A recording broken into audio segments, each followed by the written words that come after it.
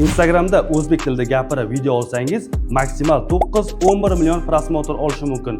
Sababi nimada? Statistika ma'lumotlariga qaraganda 2025-yil yanvar oyida O'zbekistonda Instagram foydalanuvchilar soni 11 milliontaga yetgan. Taqqoslash uchun aytganda, bu ko'rsatkich 2020-yil oxirida 3,5 million kishini tashkil qilgan. 2021-yil qo'ygan Reels videoyim 2,900,000 prosmotr olgan va ularni 30-40%ni chet elliklar tashkil qilgan. Buning sababini bilishdan oldin videoga like bosib, menga obuna bo'lishni unutmang. Ijtimoiy tarmoqlardagi eng so'nggi bilimlarni men sizga berib boraman. 2,900,000 prosmotr qanday bo'ldi? Buning 3 ta qoidasi bor.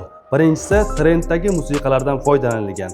Ikkinchisi esa odamlarning e'tiborini jalb qiluvchi video kontent edi.